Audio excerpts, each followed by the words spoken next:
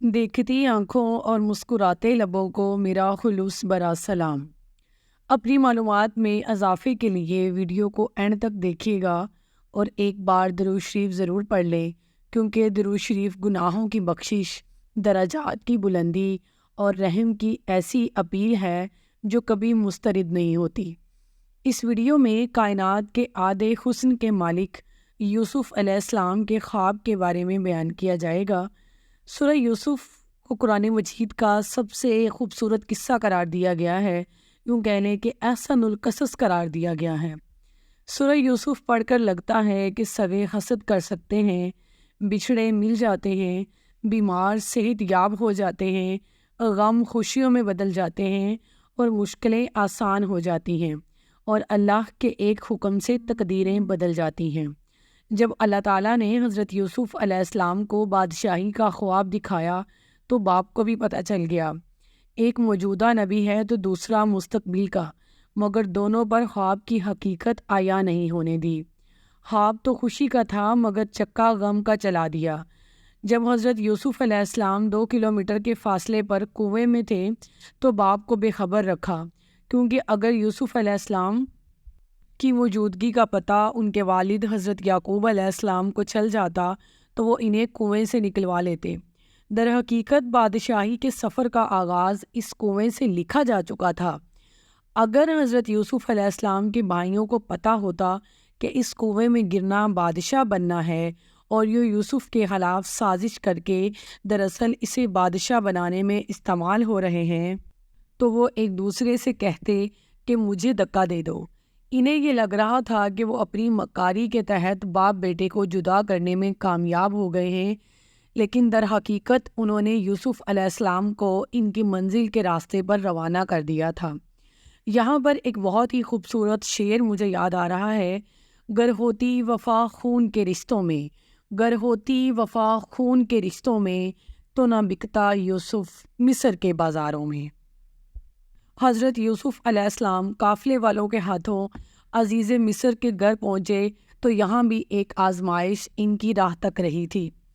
یوسف علیہ السلام کو نعمتوں بھرے ماحول سے اٹھا کر جیل میں ڈال دیا گیا۔ جیل کے ساتھیوں کو خواب کی تعبیر بتائی اور چھوٹ جانے والے سے کہا کہ بادشاہ کے دربار میں میرے کیس کا بھی ذکر کرنا، مگر مناسب وقت تک جیل میں رکھنے کی سکیم کے تحت شیطان نے اسے بلا دیا، اور شیطان بھی اللہ کے منصوبے کو نہ سمجھ سکا اور بطور ٹول استعمال ہوتا گیا۔ اگر اس وقت یوسف علیہ السلام کا ذکر بادشاہ کے سامنے ہوتا تو یوسف علیہ السلام بادشاہ کے دربار میں سوالی ہوتے، مگر اللہ تعالیٰ کو یہ منظور نہ تھا۔ اللہ تعالیٰ کے پلان کے مطابق بادشاہ سوالی ٹھہرا، اور پھر اللہ تعالیٰ نے بادشاہ کو خواب دکھا کر سوالی بنایا۔ پھر حضرت یوسف علیہ السلام کی تعبیر نے اس بادشاہ کی عقل و دانش کو جھنجھوڑا۔ بادشاہ نے بلایا تو یوسف علیہ السلام نے ڈیمانڈ کی کہ ایسے نہیں، پہلے عورتوں والے کیس میں میری بے گناہی ثابت کی جائے۔ عورتیں بلوائی گئی، سب نے حضرت یوسف علیہ السلام کے حق میں گواہی دی اور یوسف علیہ السلام معصوم ثابت ہوئے۔ قید کا خواب جو بادشاہ کو یوسف علیہ السلام کے در پر سوالی بنا کر لایا تھا، وہی خواب بھائیوں کو بھی یوسف کے دربار تک کھینچ لایا۔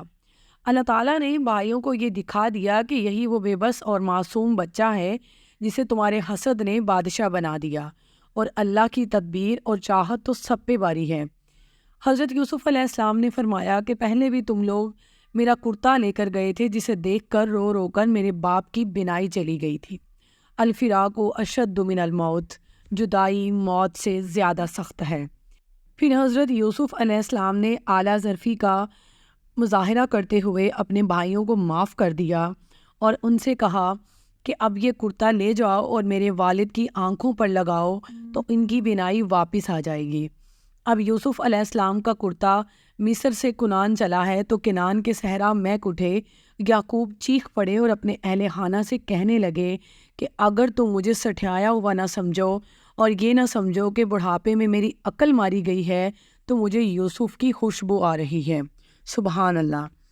جب اللہ کا حکم نہیں تھا تو 2 کلومیٹر دور سے مہک نہیں آنے دی، لیکن جب سوئچ آن کیا تو ہزاروں میل دور سے یوسف علیہ السلام کی خوشبو آنے لگی، اور یوں حضرت یعقوب علیہ السلام کو ان کے بیٹے یوسف علیہ السلام بادشاہ کے روم میں واپس مل گئے۔ جو رب یوسف کو بادشاہ بنا سکتا ہے وہ تمہارے ٹوٹے ہوئے دل کو جوڑنے پر بھی قادر ہے، اور تمہاری تمام ادھوری خواہشات اس کے ایک حکم سے پوری کر دی جائیں گی۔